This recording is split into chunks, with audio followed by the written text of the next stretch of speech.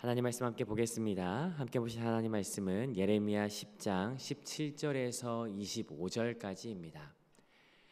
예레미야 10장 17절에서 25절 다 찾으신 줄 알고 한 목소리로 함께 합독하겠습니다. 함께 읽겠습니다. 시작.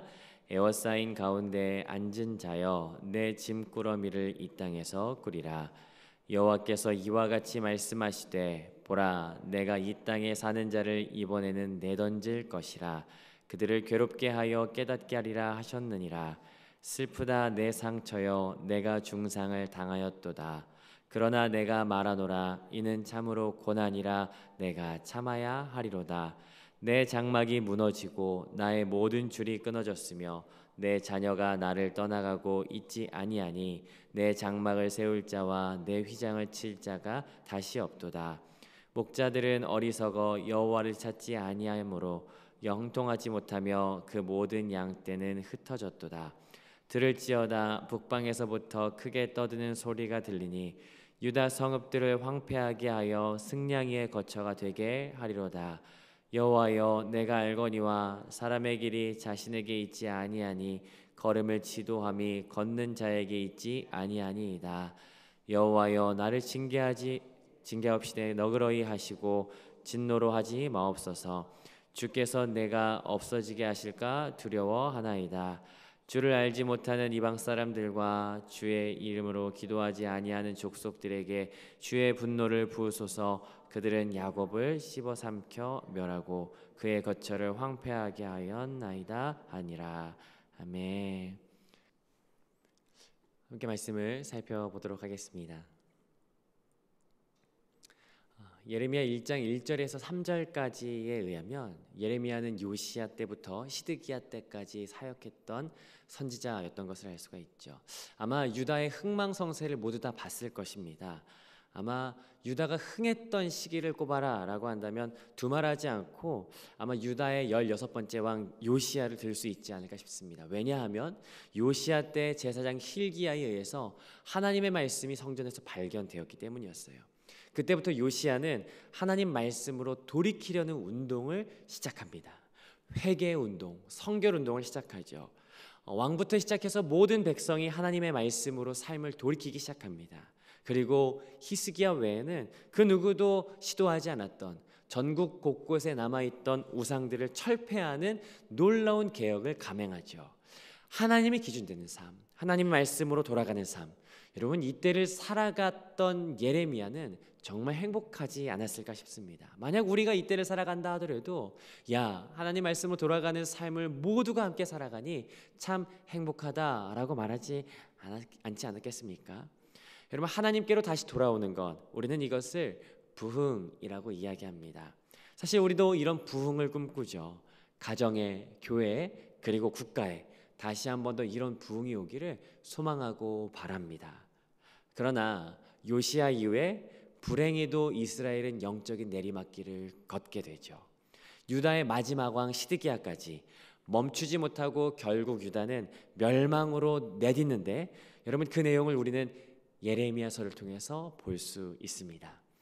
그 가파른 내리막길에서 오늘도 역시나 예레미야는 목이 터져라 외치며 고난, 임박한 진노를 선포하기 시작하죠. 마치 지금 이루어지고 있는 것처럼 미래의 일을 현재형으로서 말하고 있는 것을 보게 됩니다. 그 진노가 무엇인지 오늘 본문을 통해서 살펴볼 수 있는데요. 17절 같이 한번 읽어보겠습니다. 17절 함께 읽습니다. 시작. 에워싸인 가운데 앉은 자여 내 짐꾸러미를 이 땅에서 꾸리라. 여기 에워싸였다라고 하는 말은 완전히 포위되다 또는 꼼짝할 수 없게 만들다라고 하는 의미거든요. 너희들은 완전히 포위됐다. 그러니까 너희 짐 싸라. 떠날 준비해라. 여기 소망 없다라고 이야기하는 것이에요. 여러분 무엇에 포위되어 있는지 아십니까? 22절로 한번 가보겠습니다. 22절 보니까 22절 함께 읽습니다. 시작. 들을지어다 북방에서부터 크게 떠드는 소리가 들리니 유다 성읍들을 황폐하게 하여 승냥이의 거처가 되게 하리로다. 북방에서부터 무언가가 내려왔어요. 근데 그 무언가 내려온 것들이 굉장히 소란스럽답니다. 여기 크게 떠들다라고 하는 말은 라쉬라고 하는 단어거든요. 그냥 애들이 막 왁자지껄 떠드는 그 정도 아니고요. 이 라쉬라고 하는 말은 다른 의미로는 지진이라고 하는 의미를 같이 가지고 있습니다. 땅이 진동할 만큼, 지진이 일어나는 것만큼 굉장히 소란스러운 것을 의미하는 것이에요. 여러분, 그 소란스럽게 하는 것이 무엇이었습니까? 승냥이, 들짐승들이 막 내려오고 있기 때문이라는 거예요. 예전에 혹시 기억나시는 분 있을지 모르겠지만 서울대공원에서 코끼리가 탈출한 적이 있었어요. 얼마 전에는 얼룩말이 탈출해서 난리였더라고요. 여러분, 이렇게 한번 가정해보지 않으시겠습니까? 우리가 동물원 근처에 살고 있는 거예요. 그런데 사나운 짐승들이 동물원을 탈출해서 쿵쿵쿵쿵 거리면서 아주 쑥대밭을 만들 만큼 그 짐승들이 내려온다면 여러분, 무섭지 않겠습니까? 여러분, 물론 여기에서 말하는 짐승이 진짜 짐승을 말하는 것은 아닙니다. 그 짐승들이 진짜 내려왔다는 것을 말하는 것은 아니고, 짐승처럼 포악한, 인정사정 볼 것 없이 아주 날카롭고 매서운 맹수 같은 그 바벨론의 강력한 군대를 의미하는 것이죠. 얼마나 강력하고 얼마나 포악하고 얼마나 사나웠으면 맹수라고 표현할까? 여러분, 그런데 그 맹수 같은 바벨론들이 와서 어떤 일이 있게 되냐면요, 18절입니다. 18절 같이 한번 읽어봅니다. 시작. 여호와께서 이와 같이 말씀하시되, 보라, 내가 이 땅에 사는 자를 단번에 내던질 것이라, 그들을 괴롭게 하여 깨닫게 하리라 하셨느니라. 이 땅에 사는 자, 여기 유다에 사는 사람들을 내던질 것이라고 하는 겁니다. 내던지다라고 하는 것은 그냥 살짝 던지는 게 아니고요, 온 힘을 다해서 내리꽂는 것을 이야기하는 것이에요. 어디로요? 다른 나라로요. 그러니까 지금 우리가 살고 있던 거처는 짐승들이 와서 짓밟아 황폐하게 되었고요, 사람들은 다른 나라로 던져버리시겠다라고 하는 것을 말하는 거예요. 여러분, 상상할 수 없는 고통입니다. 여러분, 이 괴로움과 이 고통이 어떠한지 19절 20절에서 좀 더 시적인 은유를 가지고 설명하고 있는데요, 19절 한번 읽어보겠습니다. 19절 시작. 슬프다 내 상처요, 내가 중상을 당하였도다. 그러나 내가 말하노라, 이는 참으로 고난이라 내가 참아야 하리로다. 먼저 19절에는 분위기가 있어요. 여기 슬프다라고 하는 단어가 슬프다라고 하는 눈물 나고 그런 상황만을 말하는 것은 아니고요, 이 슬프다가 호의라고 하는 단어거든요. 호의라고 하는 단어가 혹시 어디서 들어본 적 있으십니까? 둘리가 쓰는 말이 아니고요, 이 호의라는 말은 사실은 제가 어릴 적에 장례식 굉장히 많이 봤거든요. 장례식, 저희 마을에서 장례가 있으면 꼭 상여꾼들이 상여를 짊어지고 나가요. 그때 나갈 때마다 상여꾼들이 부르는 노래가 있는데 지역마다 차이가 있어서 잘 모르겠지만 저희 지방에서는 이렇게 부르곤 했습니다. 이제 가면 어제 오나 어이야 이런 노래 했었는데 혹시 아시는 분 있을지 모르겠습니다. 여기서 어이야 할 때 그냥 추임새처럼 이렇게 부르는 그 슬픔을 표현하는 그 애가, 이게 호의입니다. 호의. 슬프다, 그때 쓰이는 말이에요. 그러니까 이 분위기는 지금 마치 우리 엊그제 봤던 것처럼 장례식의 그 분위기가 연출되는 거예요. 그 분위기 속에서 뭐라고 말합니까? 내 상처가 깊다, 내가 중상을 입었다, 내가 치명적인 상처를 입었다라고 하면서 예레미야가 지금 자신을 마치 이스라엘로 의인화하여서 이스라엘이 지금 치명적인 상처를 입었다라고 이야기하는 거예요. 여러분, 20절은 사람들이 사는 집을 표현해서 은유해서 이야기합니다. 20절은 제가 읽어보겠습니다. 내 장막이 무너지고 나의 모든 줄이 끊어졌으며 내 자녀가 떠나가고 있지 아니하니 내 장막을 세울 자와 내 휘장을 칠 자가 다시 없도다. 장막은 텐트를 의미합니다. 거주지를 말하죠. 제가 자료를 좀 찾아보니까 일반적으로 장막을 세우는 것은 자녀들의 몫이었다고 이야기해요. 근데 뭐라고 하냐면 장막이 무너졌답니다. 가정에, 사는 곳에 문제가 생긴 거죠. 어떤 문제인지 좀 더 보니까 20절 중반 부분에 이렇게 이야기해요. 그 텐트를 단단하게 잡아주는 줄이 있는데, 여러분 아시지 않습니까? 텐트 치면 텐트가 날아가지 않게, 바람에 휘날리지 않도록 그 줄로 단단히 엮어서 말뚝을 박습니다. 그런데 그 줄들이 모두 다 끊어진 거예요. 조금 바람 불면 다 날아가게 생겼어요. 텐트의 기능이 점점 상실되어졌고 이제 조그마한 위기에도 부서질 것 같은 상황이 만들어지게 된 것이에요. 여러분, 그렇다면 이 텐트를 다시 엮어내면 되잖아요. 다시 보수하면 되지 않습니까? 그러나 정작 본인은 치명적인 부상을 입어서 힘쓸 수가 없어요. 그리고 자녀들이 이 장막을 다시 세워줘야 되는데 20절 중반에 뭐라고 얘기했냐면요, 자녀가 나를 떠나가고 있지 않다라는 거예요. 자녀가 없어요. 아마 내어던짐을 당한 것인지 아니면 다른 이유 때문인지 자녀가 없답니다. 여러분 아시겠지만 성경 가운데 자녀들은요 일반적으로 복과 미래를 상징합니다. 시편 127편 3절에 보니까 자녀는 하나님께서 주신 복이고 기업이라고 이야기해요. 그 자녀가 없어요. 그 자녀가 떠나간 자리, 부재. 여러분 그래서 이 장막이 다시 세워지지 못하는 비참한 상황을 맞이하고 있는 것이죠. 국가적으로나 사회적으로나 공동체적으로 위기와 고난이 계속되고 있어요.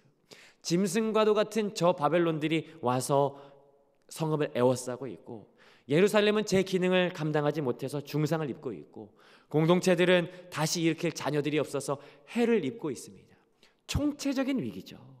그런데 여러분 이 총체적인 위기라고 하는 이 상황보다 사실 더 큰 고난, 우리를 더 힘들게 하는 그 고난의 이유는 뭔지 아십니까? 그건 이 고난이 이유가 있다는 거예요. 죽어가고 짓밟힘을 당하는데 이 고난이 이유가 있어서라는 거예요. 여러분 예레미야 19절 한번 보이겠습니까? 19절 뒷부분에 보니까 이는 참으로 고난이라 내가 참아야 하리로다. 이건 참아야 되는 고난인 거예요. 이유가 있는 고난인 거예요. 18절 뒷부분도 보시죠. 18절 뒷부분 보니까 그들을 괴롭게 하여 깨닫게 하리라 하셨느니라. 하나님께서 이 고난을 허락하신 것에는 이유가 있다는 것이에요. 깨달아야 할 이유가 있다는 것이에요. 그 원인이 뭔지 살펴봤더니 21절에 그 원인을 말하고 있어요. 21절 같이 한번 읽어보시죠. 시작. 목자들은 어리석어 여호와를 찾지 아니하므로 형통하지 못하며 그 모든 양떼는 흩어졌도다. 그건 바로 목자들의 문제였기 때문이었어요. 목자는 지도자, 왕, 제사장, 방백들을 의미하죠. 그들이 어땠는지 한번 보지 않으시겠습니까? 두 가지 이유가 있는데요. 첫 번째는 어리석었다라고 이야기합니다. 어리석다라고 하는 것은 지혜가 부족하다라고 하는 것을 일반적으로 의미하지만, 오늘 여기 이 21절에서 말하는 이 어리석다라고 하는 것은 다른 의미로서 쓰입니다. 왜냐하면 10장에서 이미 어리석다라고 하는 단어를 두 번 더 썼어요. 8절과 14절에 썼어요. 8절과 14절에서 우상을 찾는 자들의 특징으로 어리석다라고 하는 말을 썼습니다. 그러므로 여기 21절에서 지도자들이 어리석었다라고 하는 말은요, 다른 말이 아니에요. 우상 숭배를 염두에 두고 쓴 말입니다. 두 번째, 이 지도자들의 모습은요, 하나님을 찾지 않았어요. 여러분 당연하죠. 이게 왜 당연하냐면요, 여러분 우리들의 삶이 그다지 복잡하지 않습니다. 우리들의 삶이 단순해요. 이거 아니면 저거예요. 중간은 없습니다. 하나님을 섬기면 우상들은 없어지는 게 당연한 원리입니다. 반대로 우상을 섬기면 하나님을 찾지 않는 것이 당연한 원리예요. 어리석었기 때문에 그들은 하나님을 떠나갈 수밖에 없었고 버릴 수밖에 없었다라고 하는 것이에요. 여러분 하나님을 버렸던 그의 결과가 두 가지로 드러납니다. 그 두 가지는 뭐냐면요, 첫 번째, 형통하지 못했다라는 것이에요. 세 번역은 이 단어를요 보다 좀 더 역동적으로 표현했거든요. 뭐라고 했냐면 일이 뒤틀려 버렸다라는 것이에요. 여러분 모든 상황이, 국가적으로 사회적으로 그 가정이, 모든 상황이 뒤틀려 버린 이유가 바로 여기에 나타나는 것이죠. 하나님을 떠나간 이유입니다. 그래서 두 번째 결과, 모든 일들이 뒤틀려 버린 이유의 두 번째 결과는 뭐냐면요, 모든 양떼가 흩어졌다라는 것이에요. 여러분 이게 이유였어요. 하나님을 버렸기 때문에, 지도자들이 하나님을 버렸기 때문에 양들이 흩어져서 던져짐을 당할 수밖에 없었다라고 하는 것이죠. 그러므로 여기에 나타나는 고난과 징계는요, 그냥 어쩌다가 우연히 나타난 고난이 아니었습니다. 이유가 있는 고난이었죠. 그 이유는 무엇이었어요? 지도자들의 죄, 연약함으로 인한 징계였습니다. 여러분 혹시 여러분 이유가 있는 고난을 당해보신 적 있으십니까? 여러분 우리가 살다 보면 크고 작은 고난을 만나게 되죠. 사실 모든 고난의 이유나 의미, 원인들을 찾는 것은 사실 말이 잘 되지 않습니다. 그러나 여러분 지나고 보면, 그 고난을 지난 이후에 우리가 생각해 볼 때, 그 고난 분명히 이유가 있었구나라고 생각하는 그 고난들이 있다는 것을 우리는 알고 있어요. 여러분 지난 3년간의 전염병이 우리 가운데 고난으로 있었습니다. 물론 아직 끝나지 않았지만, 여러분 이 고난이 정말 이유가 없는 고난이었을까요? 여러분 교회를 향한 비난과 위기들이 있어요. 여러분 제가 이전에 살던 지역에는 역사가 굉장히 깊은 교회가 있었거든요. 근데 최근에 그 교회가 팔렸어요. 팔리고 나서 지금은 카페로 쓰이더라고요. 처치 카페 이래가지고 저는 그런 것들이 이유 없는 고난이라고 생각하지 않습니다. 여러분, 사회적으로 그런 일들이 있는 것은 아닙니다. 교회들 안에 봤을 때 여러 가지 어려움들이 있죠. 특별히 최근 한국 교회 안에 가장 문제시되는 것은 아마 교회들마다 다음 세대들의 부재라는 것을 그 문제점으로 삼고 있는 것 같습니다. 마치 오늘 본문처럼 장막을 다시 일으켜 세워야 하는데 무너진 장막을 다시 한 번 더 고쳐서 세워나가야 하는데 그러나 자녀들이 떠나가는 일들이 실제로 교회들마다 있는 것이에요. 왜 이런 일이 생겼을까요? 아마 이 일에는 이유 없는 고난이라고 그 누구도 말할 수 있지 않을 것 같습니다. 우리의 힘으로 어떻게 할 수 없는 그런 고난, 마치 하나님의 징계가 아니라면 이런 일이 있을 수가 없다라고 여길 수밖에 없는 그런 고난들이 우리 앞에 있어요. 여러분, 그 고난들 앞에서 과연 우리는 무엇을 할 수 있을까요? 우리가 할 수 있는 것은 과연 무엇일까요? 여러분, 이 고난 가운데 서 있는 예레미야를 우리가 오늘 말씀을 통해서 보게 됩니다. 23절부터 25절의 예레미야 모습이 우리에게 교훈이 되고 본이 되는데요, 예레미야가 무엇을 합니까? 23절에 보니까 여호와여, 24절에 보니까 여호와여, 예레미야가 기도하기 시작합니다. 하나님의 이름을 구하며 기도하기 시작해요. 그런데 그 기도는 단순한 기도가 아니었어요. 오늘 이 예레미야 23절, 24절에 나타나는 이 예레미야 기도를 통해서 예레미야가 어떤 기도를 하는지 우리 세 가지 모습을 좀 같이 함께 찾아볼 수 있는데요, 고난 가운데, 특별히 이유가 있는 고난 가운데 처해 있는 우리가 어떻게 기도해야 할지 세 가지 좋은 모델이 되는 것을 보게 됩니다. 첫 번째 기도는 23절입니다. 23절 같이 한번 읽어보겠습니다. 함께 읽으시죠. 시작. 여호와여, 내가 알거니와 사람의 길이 자신에게 있지 아니하니 걸음을 지도함이 걷는 자에게 있지 아니하니이다. 하나님께 모든 주권이 있습니다. 하나님을 인정하며 높여드립니다 라는 것이죠. 사실 이 기도는 이유가 있든 이유가 없든, 고난이 있든 고난이 없든 모든 기도의 시작이 되죠. 여러분, 기도의 모범이라고 한다면 여러분 당연히 주기도문을 예로 들 수 있을 것입니다. 여러분, 주기도문을 생각해 본다면 주기도문을 시작하는 기도의 내용이 있어요. 가장 먼저 하늘에 계신 우리 아버지여, 이름이 거룩히 여김을 받으시오며 하나님의 나라가 임하시오며 하나님의 뜻이 하늘에서 이루어진 것 같이 하나님 그 뜻이 땅에서도 이루어지게 해주십시오 라고 하는 기도, 하나님을 인정하고 하나님의 주권을 고백하는 것으로 기도를 시작하는 것을 보게 됩니다. 여러분, 여기에서 예레미야의 기도가 그 모델로 시작되고 있어요. 하나님, 모든 걸음을 인도하시는 분은 하나님이십니다. 우리가 우리의 상황과 우리의 문제를 간과하기 이전에 하나님의 얼굴을 구합니다. 하나님의 주권을 인정합니다. 하나님이 우리의 왕 되십니다 라고 고백하는 고백이죠. 이 고백이 우리 모든 기도의 출발점이 되어야 된다라는 사실입니다. 그리고 나서 이어지는 두 번째 기도는요, 24절 앞부분입니다. 여호와여, 나를 징계하옵소서. 하나님, 나를 징계해 주십시오 라고 하는 이 고백은요, 전제된 조건이 하나 있습니다. 그건 뭘까요? 하나님, 제가 잘못했습니다. 회개가 전제되어 있어요. 회개가 전제되어 있기 때문에 하나님, 나를 징계해 주십시오. 제가 이 죄를 달게 받겠습니다 라고 하는 고백을 하게 되는 것이죠. 그 다음에 나오는 회개, 징계조차도 내가 달게 받겠습니다 라고 하는, 나를 완전히 포기하고 하나님 주 뜻대로 하시옵소서 라고 하는 이 온전한 회개가 예레미야 가운데 나타난다라는 것이에요. 여러분, 사실 이 죄는 예레미야가 짓지 않았어요. 그러나 예레미야는 이 국가적인 이 고난과 이 위기 앞에 하나님, 제가 그 죄를 받겠습니다 라고 고백하는 자신의 죄로서 감당하고자 하는 이 회개가 있다라는 사실이에요. 여러분, 오늘 우리 가운데 있는 국가적인, 사회적인, 교회적인, 가정에 이유 없는 고난, 아니 이유 있는 고난들이 있어요. 그 고난 앞에 우리가 그것을 우리의 죄로 끌어안고 하나님 앞에 회개하는 기도가 필요하다라는 사실이죠.